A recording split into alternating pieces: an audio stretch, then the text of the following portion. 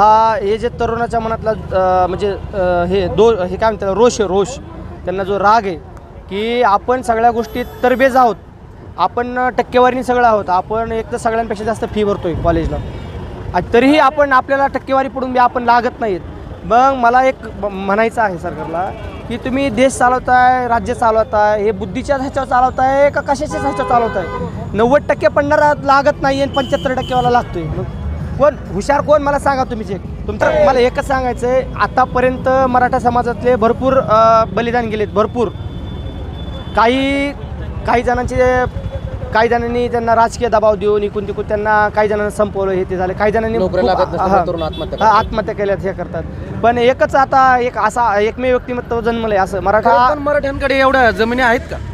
नाही. आता जमिनी मराठ्याच्याकडे होत्या ज्यावेळेस म्हणत होते आरक्षण द्यायचे, ते काळ कुठला 1600चा, सॉरी 1930-35 त्या दरम्यान आजोबांचा काळ.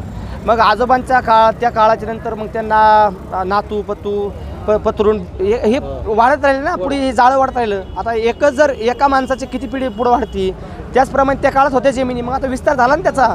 मग आता मग त्यांनी त्या मुलांनी जायचं कुठं, करायचं कुठं. तर आम्ही श्रीमंत आहेत काही जण आहेत मोजके, पण त्यांच्यामुळं बाकीच्यांचे हे होईल ना, हाला पिष्टावं लागत. ओबीसी मधल्या तरुणांना नोकरी लागतात, मराठा तरुणांना नोकरी लागत नाही. मराठा तरुणांना लागत नाही. तीच खंत आमच्या मनात आहे की आम्हाला ओबीसीमध्ये आहेत. ओबीसी म्हणजे काय, तुम्ही कुणबी प्रमाणपत्र एक शेतकरी आहेत ह्या हिशोबाने तुम्ही दिलेले आहेत ना. मग आमचे बी प्रमाणपत्र आहेत, आमच्याकडे बी प्रूफ आहेत, सगळ्या गोष्टी आहेत. तर मग तुम्ही आम्हाला का देत नाही? नोकरी लागत नाही मला. माझं लाईव्ह उदाहरण आहे, एक लाईव्ह उदाहरण आहे तुमच्याकडे आहे. माझं एवढंच म्हणणं आहे की आमच्यासाठी एवढा जीवाचं रान करणारा माणूस आताशी एक तयार झालेला आहे आतापर्यंत, मनोज जरांगे पाटील. त्यांच्यासाठी मराठा समाजातले आताही जरी प्राण द्यायचा म्हणलं तर मी स्वतः आत्ता जीव देऊ शकतो. त्यांच्या अगोदर त्यांच्यावर जर वेळ आली तर मी स्वतःवर एक शिवाजी महाराजांच्या काळात एक मावळे असायचे की ढाल घेऊन स्वतः ढालीसारखे पुढे असायचे, त्याचप्रमाणे मी स्वतः उभं राहीन. माझं बलिदान जरी दिलं, जर सरकारला जाग येणार असेल तर एवढा मराठा समाजाचं चांगलं झालं तर मी बलिदान द्यायला तयार आहे. एक व्यक्तिमत्व जे की स्वतःच्या कुटुंबाचं बघत नाही, जरांगे पाटील. एक कुणीही झालं, माझी आई जरी असेल तर ती माझी आई मला म्हणणार, बाळा की स्वतःची काळजी घे, जाऊ नकोस, हे होईल ते होईल. पण ते एक व्यक्तिमत्व असं आहे की सगळं वाऱ्यावर सोडून फक्त समाजासाठी लढतंय. ते समाजासाठी एक व्यक्तिमत्व आज नाही लढत, मीडियावाल्यांना आज दाखवत आहेत, पण त्यांचा काळ तुम्ही व्हिडिओ क्लिप हे काढा त्यांचे 15-20 वर्षापासून स्वतःची सगळी बरबादी करून कुणासाठी?